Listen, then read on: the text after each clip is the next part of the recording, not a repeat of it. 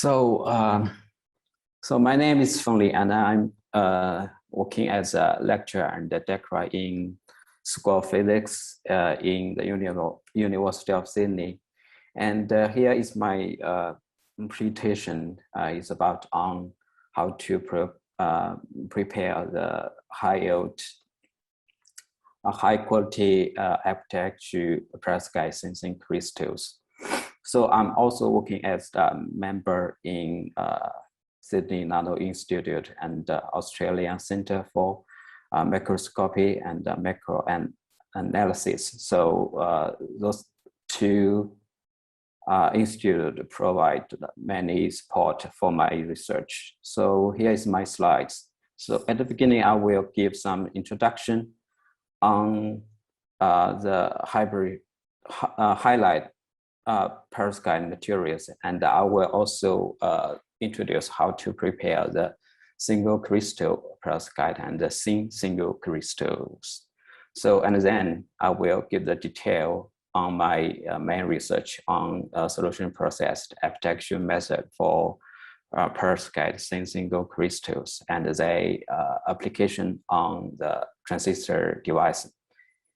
So, as we know, perovskite materials has been regarded as the star materials for the photovoltaic device. So this picture shows that with the development, the efficiency of the perovskite single of the perovskite solar cells has increased very fast, and currently the efficiency has reached 29% is quite higher. So why the materials get a lot of attention? Because they have the very promising properties. So I just set hybrid perovskite as an example. So here is the structure of the halide hybrid perovskite materials. They include the organic part and the inorganic part. So that means that it will be very easy to prepare those class of materials. And they also have the features of the cost effectiveness. And more importantly, as we know, those class of materials has very good absorption property, and it's also very easy to tune the band gap. Use the different elements, include the acid element or base element and acid element. So this is a very promising properties for the perovskite materials. And moreover, these materials also have the very good transport property, like the balanced carry mobility and a very long carry difference. So it means that those materials can also be used for the electronic device. So in my research, I usually use those kind of materials for the electronic device beyond the solar cells or other kind of optoelectronic device. So with the development, currently, except for the hybrid perovskite, there are also another kind of perovskite material like the all inorganic or other different structure like the 3D, 2D or double perovskite materials. So they also can be used different device application like LED, laser, photodetector, X-ray detector, or some other electronic device like memory or transistor. So actually, the solar cells usually use the polycrystal films, but they usually have very high trap density. So currently, more research are focused on the single crystals. So because the single crystal has free of green boundary, so they will expected to have the very much promising property. And we can also use a solution process method to prepare the perovskite single crystals. I just list some mainly used approaches for processing the perovskite single crystals. And this is the property of the perovskite single crystals. They have very good, very low transparency and very long carrier difference and recombination lifetime. And here, the mobility from the experiment is much than 100, so it's quite high. So from the simulation, the mobility is much than 1,000. So expected we can fabricate the very promising electronic device. So this picture just shows the trend of increase the difference of those family of device. So we can expect it. We can get much longer difference in those family of materials. And but the bulk perovskite single crystal has their own have some disadvantages, like the large thickness will cause the recombination of the charge carrier before reaching the electrode. So if we use the bulk single crystal in the device, we can't get the very promising performance. And it's also very difficult for integrate with other materials. So this just shows the example of the perovskite single crystal solar cells with different thickness. So we can see that if the in the device with the same single crystal, the efficiency is quite higher than others. So that means in this regard, we need to develop some other suitable method to prepare the same single crystals. So I just list some common used method to prepare.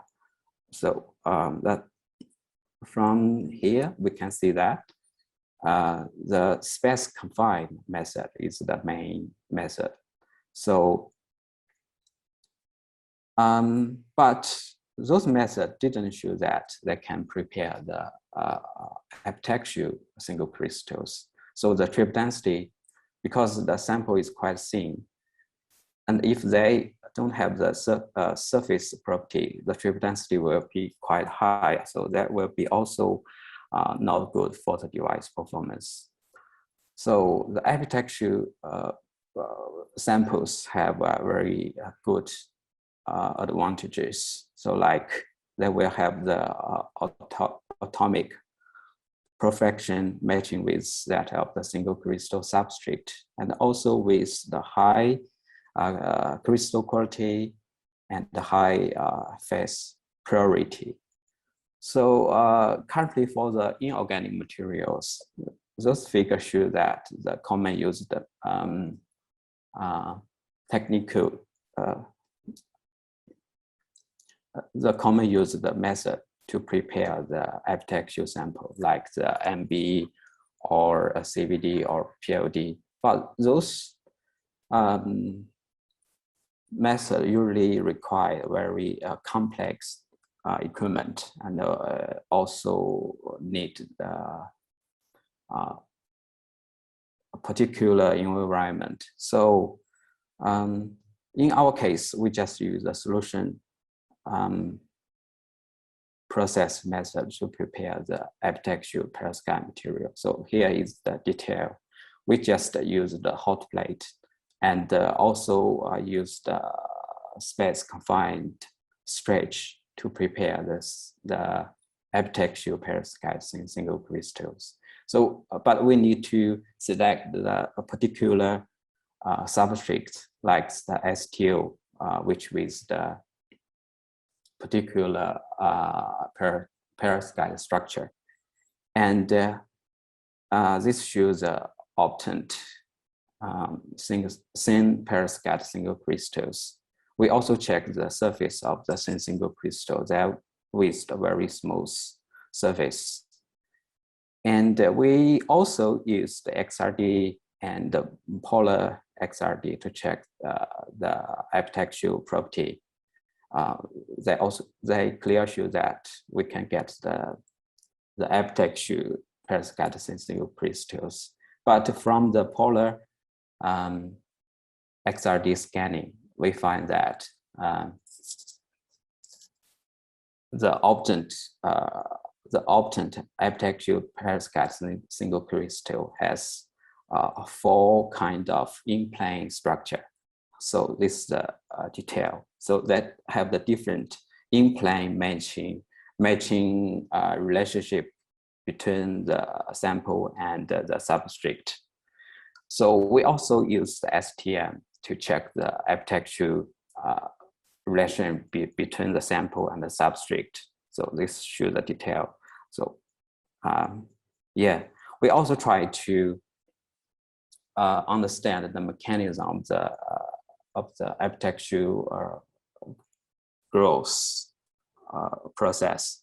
So that means that this figure shows that the space confinement playing an important role on the epitaxial growth of the thin single crystals. So that only some the sample, the perovskite seeds with a particular vertical direction can grow very large with very large scale.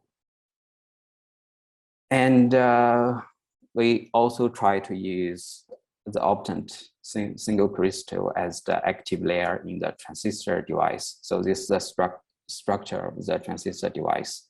Which is with the top gate and the top contact structure. This is the optical microscopy from the top view.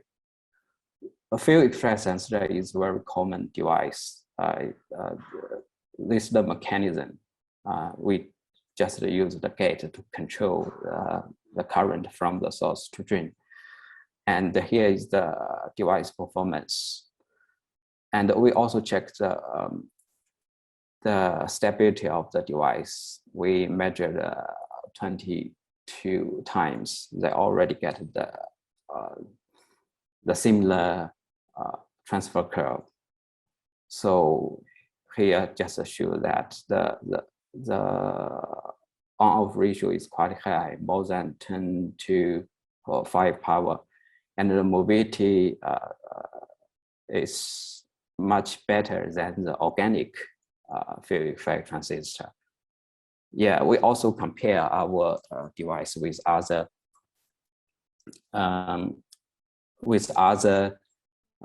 perovskite based transistors. So the on-off ratio in our case is much higher, and the mobility is also higher than other case. So so in this research, we just view that the solution process method can also used to prepare the high quality hybrid perovskite epitaxial thin single crystals, and the obtained transistor shows a very high performance with highly improved stability. So in the next step, we will use the epitaxial single crystals for the other kind of device. We also need to use some particular techniques like the photolithography or some other kind of method to prepare. We expected such material can be replace the silicon or some other, just use the electronic device. So yeah, I would like some support from those institute and different organization, and also thank my student and collaborators from the different areas. Thank you. Thanks.